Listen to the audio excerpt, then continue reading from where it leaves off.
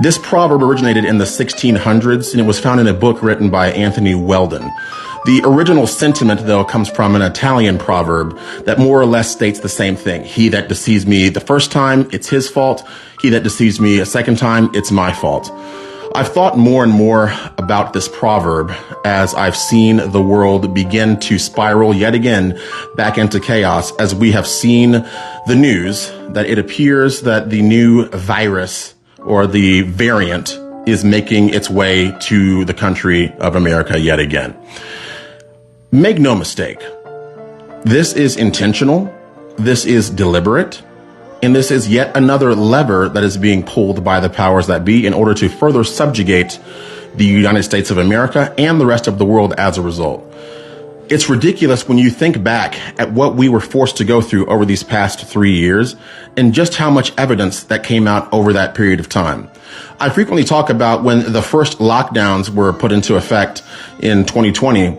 I consider that actually to be a bit of a blessing, even though it was draconian at the time and continued to be. The reason I say that is because for those first few precious months, for the first time in a long time, throughout all corners of the world, individuals were forced to sit at home with their thoughts and spend time doing more research because there were no distractions. There were no sporting events. There was really nothing else to look forward to besides binge watching whatever was on TV, and eventually that ran out too.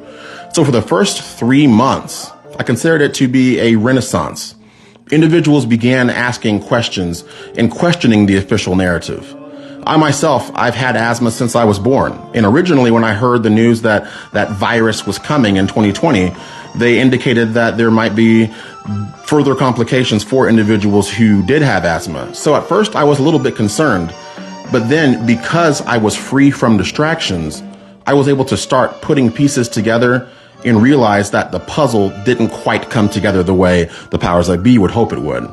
One of the first indicators that I saw and noticed that I realized that pointed to this being a little bit ridiculous was the fact that there were individuals who were still flying on airplanes and they were forced to distance socially every 6 feet. But then they sat on the airplane right next to each other. And I couldn't help but think, if this is such a dangerous thing, why is it that individuals are still even able to fly at all? So I started realizing very early on truly what the agenda was. And we saw just how insidious it became. Even though initially we all remember the message was 15 days to slow the spread. We all remember that vividly. And now, would you believe that there are parts of America right now that are sending that same message yet again? I saw an article about Morris College in Atlanta, and they're one of the institutions of higher learning that have chosen to re-implement their mask mandates because they are preparing for this next wave, which is COVID BA.2.86, I believe. It's just ridiculous. I mean, it's not quite well branded as the first round was, but they're gearing up for all this. And we've actually seen that the Biden administration has started to purchase all sorts of protective equipment. They are doing this again. Back in 2020, many of us realized what was taking place was more or less a beta test, a compliance test. And those in power were seeing who would choose to comply or hold their nose and comply, because there were even plenty of individuals on the right side of the aisle, even some of your favorite influencers, believe it or not, who would say publicly, oh, I'm not going to comply with this mandate, but they would quietly and secretly put their little covering back on, wear the little face diaper when they had to, because they had to fly around the country to give speeches to you where they're paid to speak to you about how they're fighting for you, even when they're clandestinely complying with these same policies and mandates.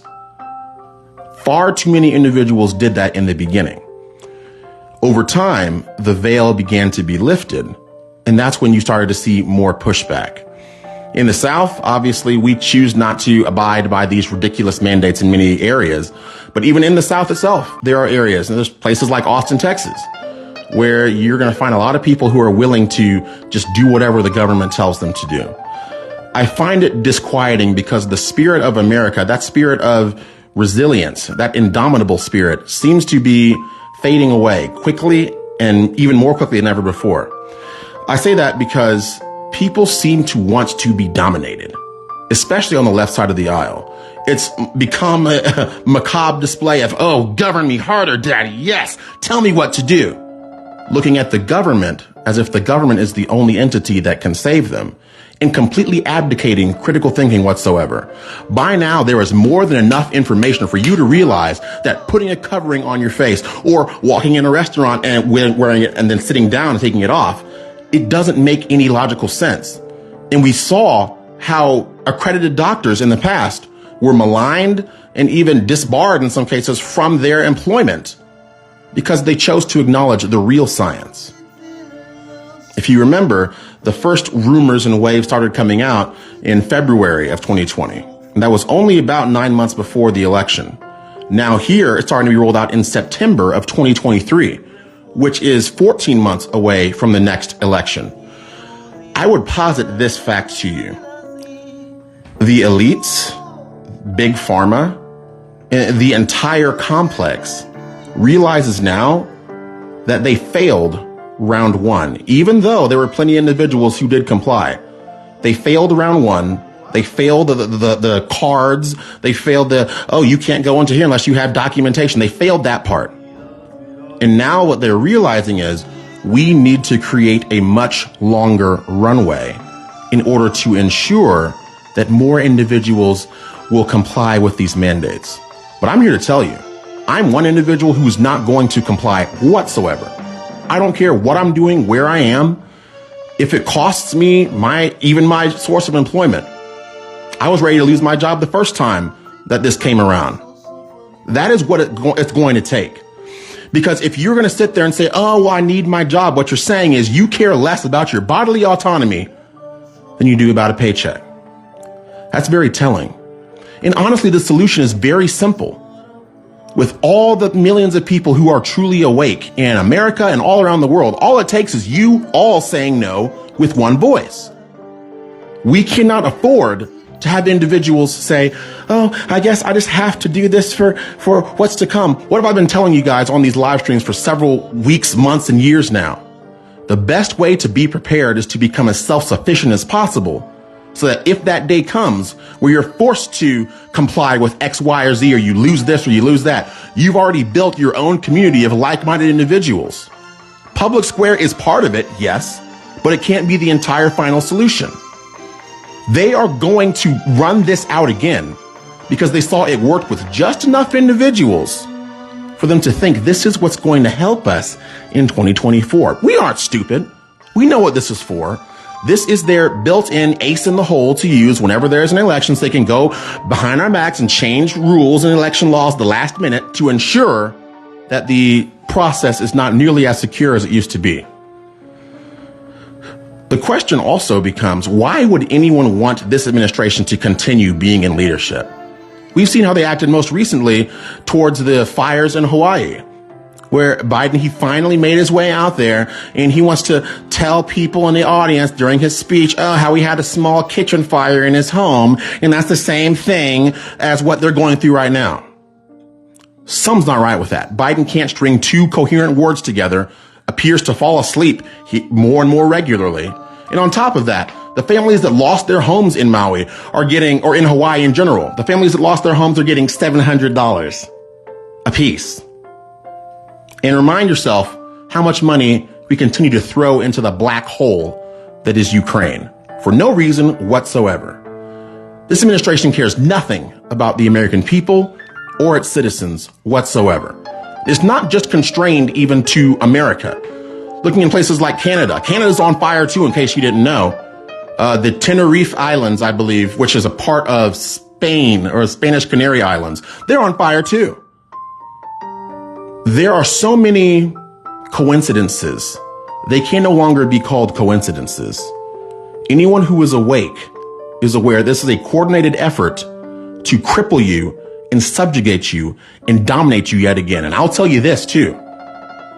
Just because the first wave didn't work the way they wanted it to, doesn't mean they aren't going to be equally as ruthless the second time around. That's why the title of this video is Fool Me Once.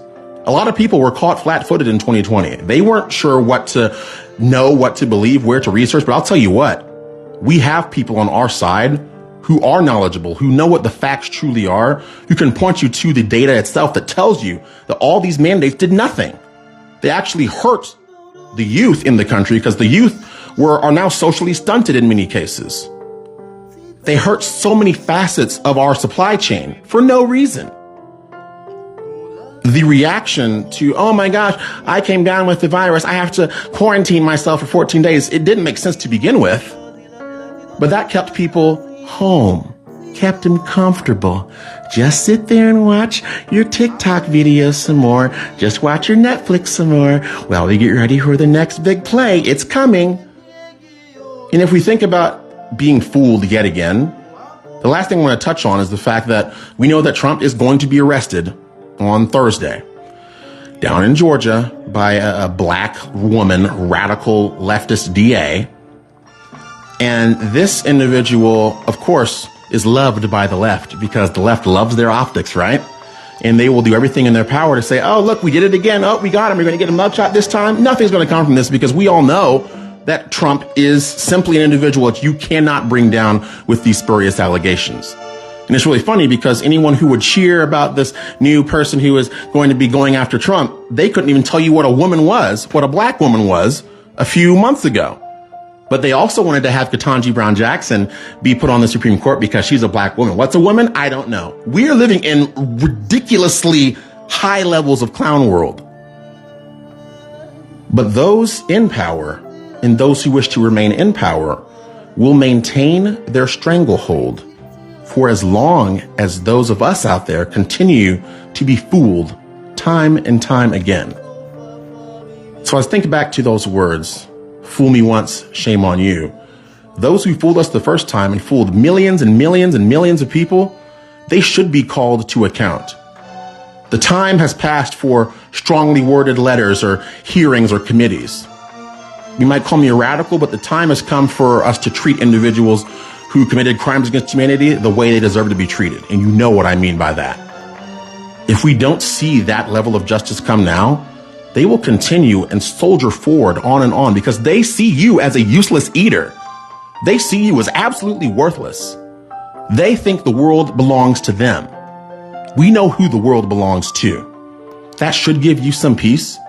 But even now, as we see, oh, the next variant's coming out. Oh, we're going to get Trump this time. Oh, look at this coincidence. Oh, we're so sorry about Maui, but we're going to get money to Ukraine.